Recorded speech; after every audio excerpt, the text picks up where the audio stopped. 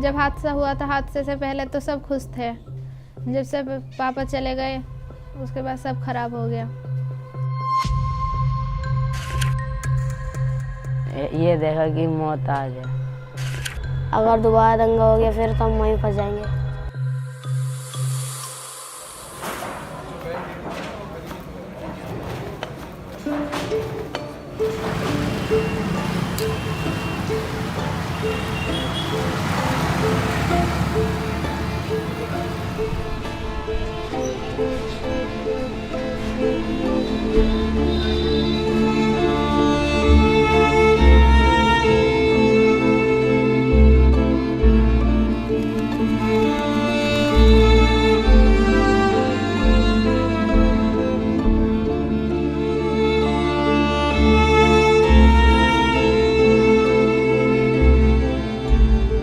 खबर मिली कि मेरे पापा मिल नहीं रहे, उन्हें पीट दिया है बहुत सारे लोगों ने, और वे एक आदमी के घर पे हैं इस वक्त। फिर उस आदमी पे बहुत फ़ोन लगाया, लगा नहीं। फिर ढूंढते रहे, 15 दिन तक ढूंढते रहे, मोर्चरी में, अस्पतालों में, हर जगह ढूंढा, कहीं नहीं मिले। फिर 15 दिन बाद उनकी नाले में से लाश मिली थी।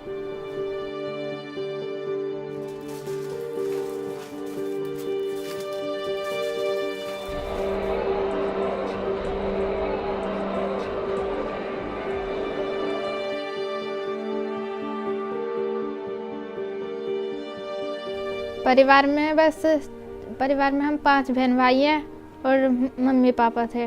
पापा ही कमाते थे। अब पापा नहीं रहे तो हमारी पढ़ाई पे भी असर पड़ रहा है। पहले ट्यूशन पढ़ते थे 5 बहन भाई, अब ट्यूशन भी छूट गया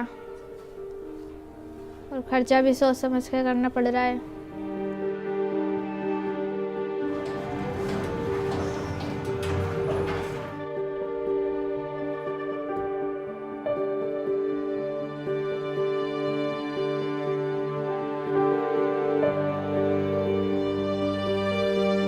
मैंने भी कहा कि पापा मत जाओ, घर वालों ने भी कहा, मेहमानों ने भी कहा, पर पापा माने नहीं।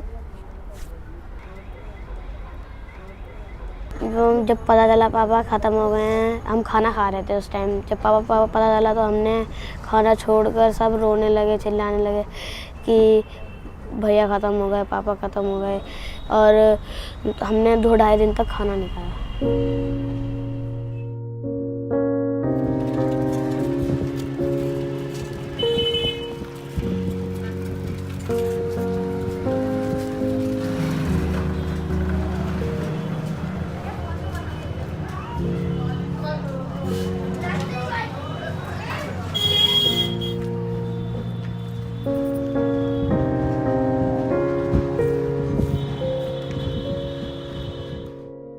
अगर ये दंगा नहीं होता तो मैं पढ़ाई इस वक्त पढ़ाई स्कूल में होता, पढ़ाई कर रहा होता और दुकान नहीं संभाल रहा होता।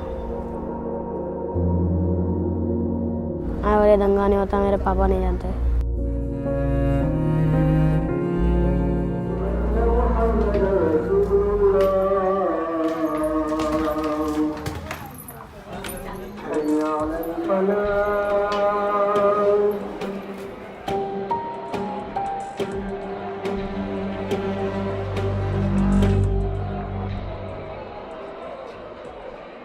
मतलब सब लोग तो घर शिपयार्ड खाली करके जा चुके थे, अपने अपने घर छोड़ के चले गए थे लड़ाई की डर की वजह से।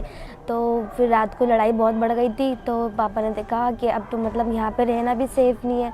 तो हम वहाँ से घर से निकलने के लिए नीचे आ रहे थे। तो जब हम नीचे आ रहे थे तो किसी ने पापा के ऊपर एसिड फेंक दिया था।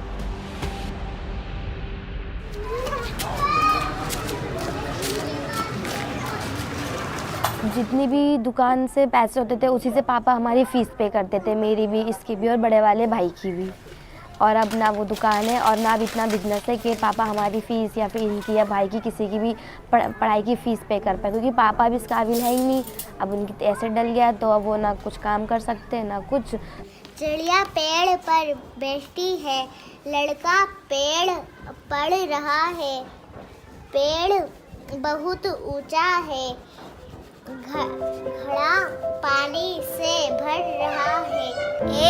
A B C D E F G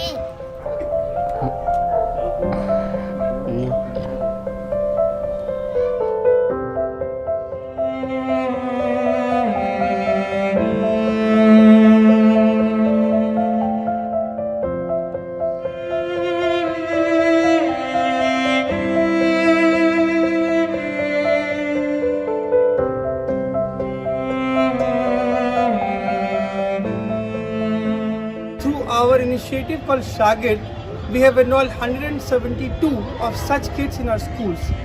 The motive and the agenda of both the programs are one. We want to ensure that no one is deprived of their education because of the recent violence that was unleashed on them.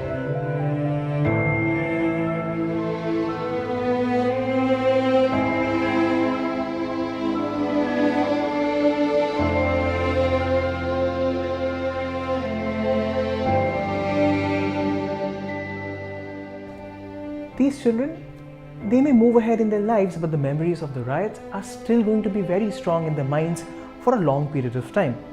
And this is why it was so very difficult to shoot this particular story. But we are trying our best to bring you stories from the ground, stories that matter. Our efforts not only require a lot of time, but also a lot of money. And this is why we need your support. Keep supporting The Quint to support independent journalism.